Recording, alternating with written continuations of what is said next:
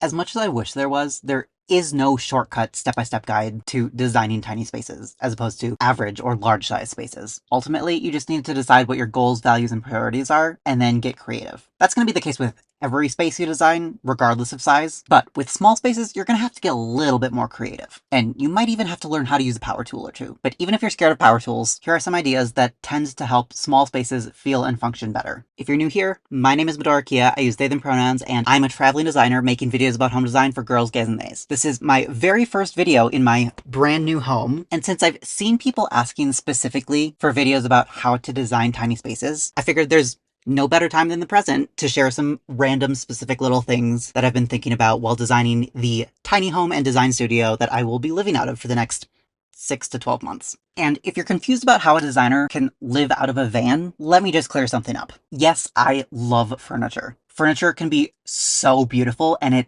absolutely, genuinely does bring me joy. But so does sunlight, and alone time, and being out in nature, and facilitating the process of creating a well-designed space for people who wouldn't otherwise be able to afford a designer, which is why I'm traveling around the western half of the United States doing real-life makeovers for subscribers on whatever budget they have, whether that's $5 or $5,000. And if you want to apply to win a makeover, don't worry, there's still plenty of time. I don't have a specific cutoff date for applications, but in general, the sooner you get it in, the more likely I'll be able to fit you and your home into my travel plans. The link to apply is down below, and it will be for the foreseeable future, probably at least another month or two, depending on how many applications I get. And since odds are pretty good that you aren't a mind reader, before we get into my tips and tricks for designing small spaces, I want to give you a little overview of my plans for the van so that you can actually understand what I'm talking about when I mention specific parts of the build. My general goal is to make it look super nice and comforting and inviting without it becoming one of those van builds that costs thousands of dollars and has all sorts of like fancy built-ins and custom welding and complicated electronics that need to be done by someone who actually knows what they're doing. Because honestly,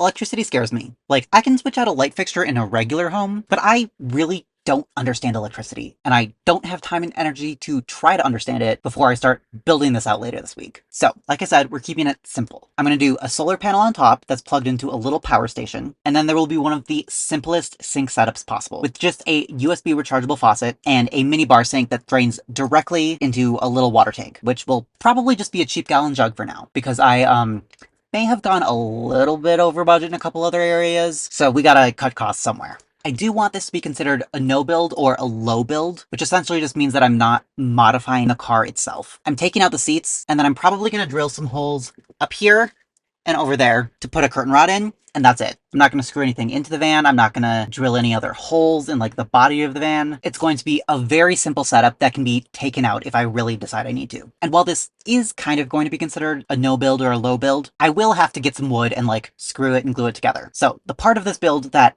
actually requires me building stuff will go as follows. I'm going to build a platform a few inches high that covers the entire floor so that I can fit some extra stuff underneath without taking up too much headroom. Because one of the reasons I like a minivan specifically is that there's a good amount of headroom. Hopefully I'll be able to actually take out the third row seats, which will give me a ton of extra storage space. But that also means I'll have to figure out some sort of a trapdoor situation in the floor platform so that I can access the stuff. And I'll also have to figure out a way to support that trapdoor in a way that like actually feels sturdy. And then all along the driver's side, I'm doing kind of like a freestanding counter thingy with storage underneath. And ideally I would love to have custom built-in plywood locking drawers that are embedded into one solid built-in unit. I'm working on a cheap plastic drawers kind of budget and time constraint, but since plastic drawers are ugly and I don't want to see them, I'm putting a curtain across the entire front of the counter. And then since I won't have enough electricity for a fridge, since my little power bank is only 600 watts, I'll keep a cooler in the back for easy access when I'm unloading my groceries. And then the rest of the floor space will be used for a bed, which is just a 6-inch foam RV mattress that I got for free off of Craigslist. Which, like, I know that's sketchy, but don't worry, it was clean and barely used. And I will cut that up into 3 pieces and reupholster it so that the interior space can be kind of modular, and I'll be able to, like, move things around however I want. And then I do also want a little bit of wall space to display art and just to make it look nice, but that's the general plan. I'm sweating in here.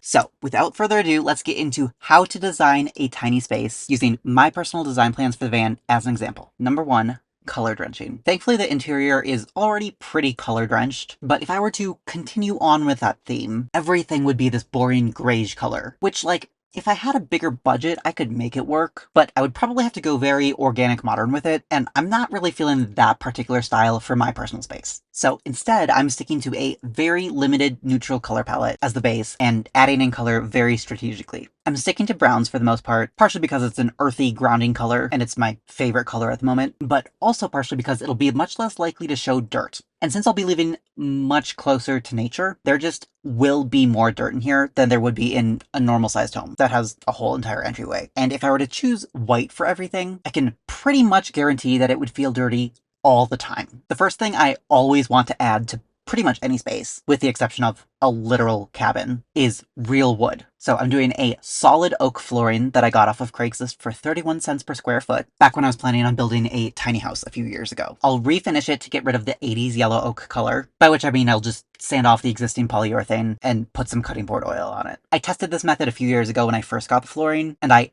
absolutely love the result, and it's super simple. And I won't have to deal with stain or polyurethane off-gassing in such a small space. Plus, I hate applying it, partially just because it's a pain in the ass with all the different coats you have to do and the long dry times, but also partially because I never apply it correctly, but we don't have to talk about that. In addition to the wood flooring, I'm using a pretty, but hopefully not too expensive plywood for the countertop and the walls to kind of give off the effect of a mid-century teak paneling and to kind of cover up some of the grayish color. But again, still very brown and natural and neutral. And then since the bed is the only other big thing in the space, I'm going with this upholstery fabric that I got on clearance for either $6 or $8 per yard. I can't remember which. I really love that it's brown and patterned and textured because, again, I want to avoid seeing dirt, and a lighter, solid color would show a lot of dirt. Thankfully, the rest of the space is pretty much color drenched already, so I'm really just expanding the monochrome color palette a little, and since the walls and the ceilings kind of curve into each other, that automatically helps it feel bigger than it actually is, because there aren't any hard lines or corners where the walls meet the ceiling. Number 2,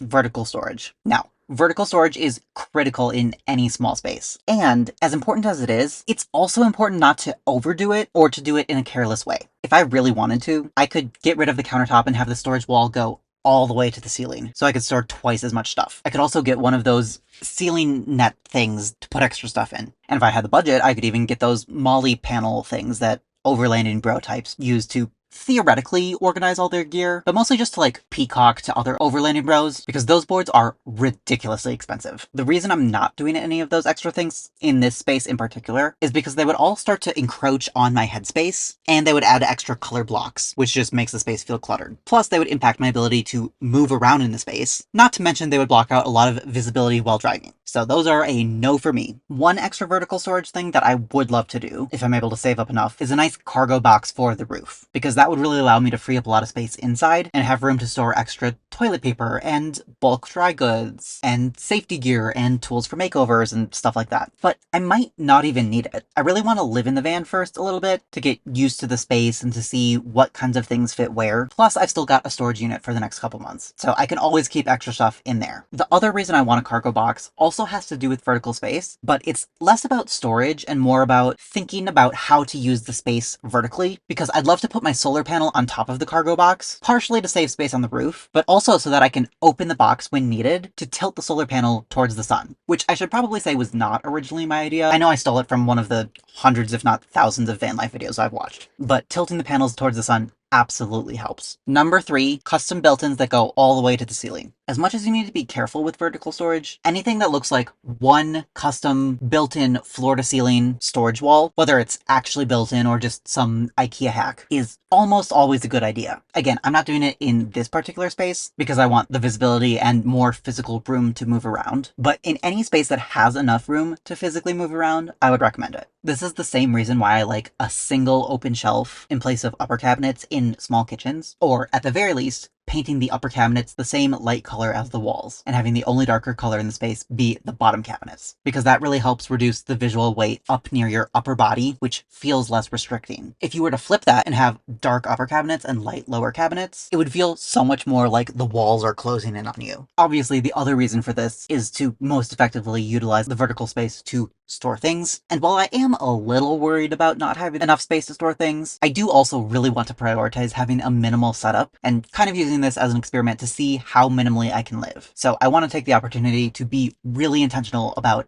every single thing I bring with me, rather than just like cramming as much stuff as I can fit in here. Obviously, I've got a level of privilege in this because I'm not relying on van life full time for the foreseeable future like I originally thought I was going to be. And I have a storage unit here and I'm moving in with my girlfriend after this. So I don't have to keep every single thing I own in here. I do, however, need to be comfortable in here for months at a time. And there's a certain base level amount of things that I will need. And at this point, I'm kind of just hoping that they all fit, which is where the next point comes in. Number 4, things that are modular. This point might seem kind of contradictory to the last one because built-ins tend to feel kind of permanent and static, but part of living in a small space means you need to be able to move things around and adapt to whatever you're doing at any given moment. And the best designs tend to be open to possible changes in the future because humans are living, breathing ecosystems of hope, and our desires and interests and hobbies and priorities can change at the drop of a hat. I feel like the most successful designs are the ones that can adapt and change. So creating a space that has multiple different ways of using it is critical. These specific things obviously won't apply in every space, but my main adaptability goals for the van are A, I need to be able to cook both inside and outside. Not that I'll be cooking very intense meals or very frequently inside, but I need the option to cook something basic on a rainy day. B, I need a bed setup for most of the time, but I also need a more loungy setup for rainy days when libraries are closed, or for just when I want to hang out in nature. And C, I need to be able to learn how to live in the space and have the ability to change things around to a certain extent based on what I learn about living in the space. The ways that I will incorporate adaptability for these things are as follows. A, I have a portable camp stove rather than one that's built into the counter. I have a sink that's accessible both from the inside and also from the back where I'll be doing most of my cooking. And I'll keep a basket with the stuff I need for cooking in the front seat so that I can either quickly grab a few things to make tea in the morning or whatever, or I can take the whole basket to my cooking setup out back. B, for the bed setup, I'm cutting the mattress into 3 pieces so I can stack them on top of each other when I want more floor space, or so I can arrange them in kind of like a couch setup for rainy days. And then obviously the bed setup. I just switched out my battery, so if it moved around at all, that's why. And then C, allowing for learning and growing into the space is a little more theoretical and abstract, but the ways I'm thinking about this are by keeping the storage drawers underneath the counter relatively generic instead of trying to like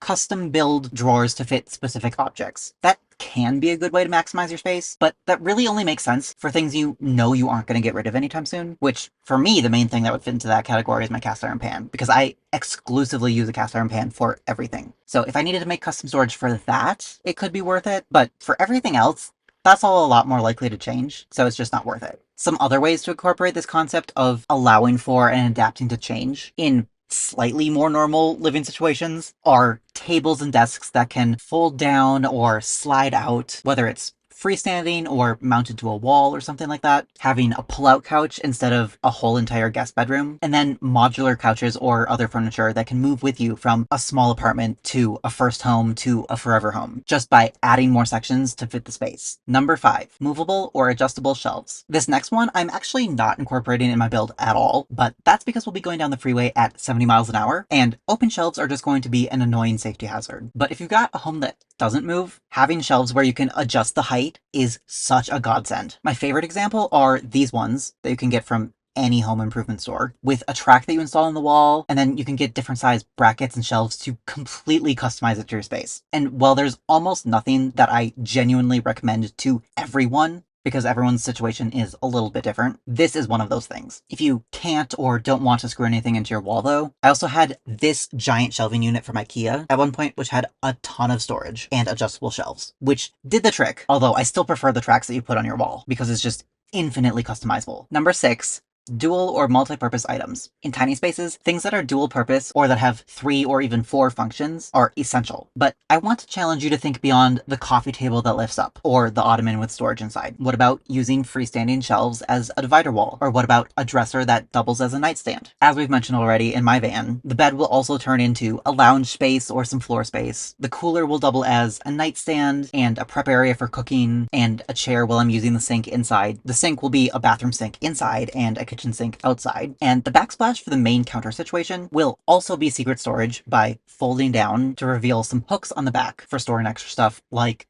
coats and jackets and stuff like that. And the rod I'm going to use for my privacy curtain will double as a drying rack and a place to hang my fan when it's hot out. Number 7, Decluttering and downsizing. This one is so obvious it's annoying, but unfortunately, decluttering and downsizing will probably have the biggest impact on your space and how it feels to exist in your space. And the smaller the space is, the less clutter it takes for your entire space to feel messy. And then the second part of this, which honestly is the harder part for me personally. Once you've gotten rid of things that you don't actually need or use, you need to make sure that things actually go back in their home when you're done with them. This can definitely be a struggle, especially with ADHD, but getting into a mindset of putting things away the second you are done with them is my personal hack. Because if I set something down for more than a minute or two, odds are very good that I will just completely forget about it and then it'll fade into the background. So getting rid of the excess and then making sure that everything has a home that it can and will go back into is the key. Number 8, accessible organization. How you organize things in an accessible way matters. And also, accessibility looks different for everyone, regardless of if you have ADHD or another disability or not. Everyone's brains and bodies work slightly different, so what feels weird to others might be the perfect solution for you. That being said,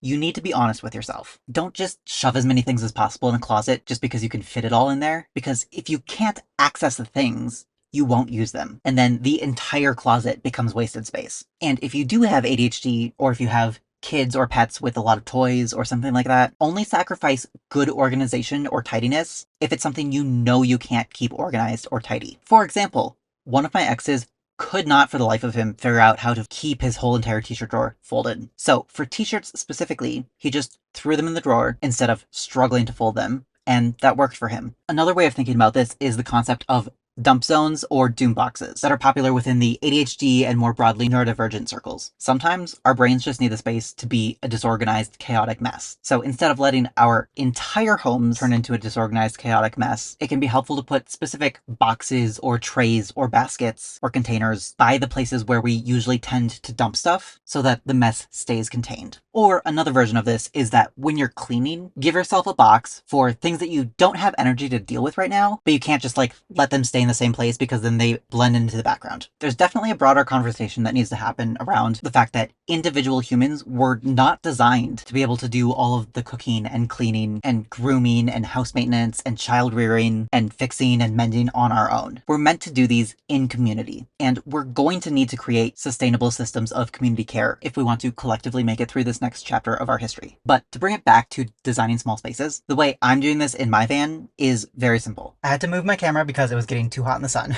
but drawers. Drawers are almost always the most efficient, most accessible use of space for most people and most regular daily living objects we need to store. For the rest of you who are living in more common living arrangements, put your dresser in a closet, put some pull-out shelves in your lower cabinets. Anywhere that is just an open space with maybe a shelf or two, figure out how to put drawers in there instead. I promise you'll thank me later. Number 9, shiny versus matte finishes. Obviously we know that shiny things like mirrors can reflect light, but the opposite of that can also be used to our advantage. Matte textures absorb light and fade into the background, especially if they're more of a desaturated mid-toned color. Thankfully, the inside of the minivan is a matte grayish fabric, so that basically does the work for me of being a nice, simple backdrop that doesn't draw attention to itself. If I were designing this for someone else, I might consider using a mirror as the backsplash here instead of plywood, because that would definitely help it feel a lot bigger in here. But I personally don't want to look at myself that much, and also I really like the idea of continuing the countertop and bringing in more of those wood tones. Number 10, anything that leaves the floor visible, like wall-hung cabinets or non-chunky furniture, will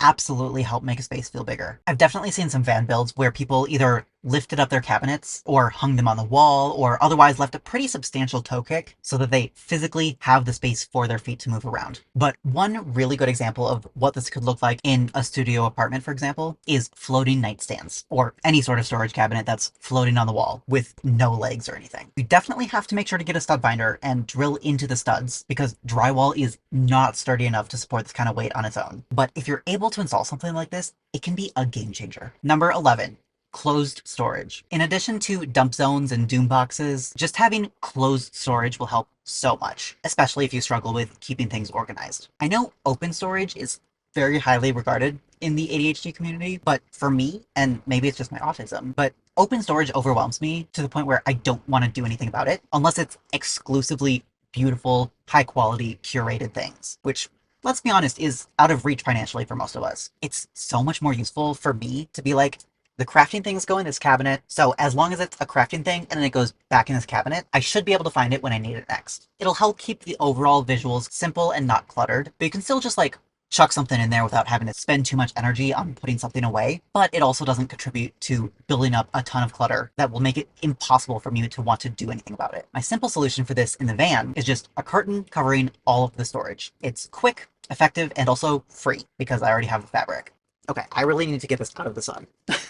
So we're gonna finish the video down here. Number 12, designating distinct spaces. This one isn't something I can do in the van because it's such a tiny space, but in any regular dorm room or studio apartment or small space that needs to handle multiple different functions, designate different spaces by using rugs, art, and pendant lights. I tend to do this a lot in my virtual makeovers, especially when we need a dining room and a living room in the same space. In this specific case, I like to do a large cushy rug in the living room and then either a hanging pendant or a large vertical piece of art in the dining room. This is a really good, reliable, simple equation that almost always works. And it's enough to visually divide the zones without putting a whole entire room divider in there. Number 13, be aware of lines. This one's a bit more advanced, but be aware of sight lines, minimize excess lines, and use straight lines versus curves to effectively communicate or hide different spaces, zones, surfaces, etc. This is the reason that wall-hung cabinets or floating nightstands work so well, because you're not cutting off that sight line that tells your brain how big the room is based on how much floor you can see. It's also the reason the two-toned kitchens and the tiny bathrooms with the millwork I mentioned in my recent oddly specific interior design yums video work so well, because there's one continuous line going all the way around the room, making the room feel much more spacious and simple, whereas a bunch of randomly placed floating shelves or a chaotic gallery wall would have the opposite effect. Number 14,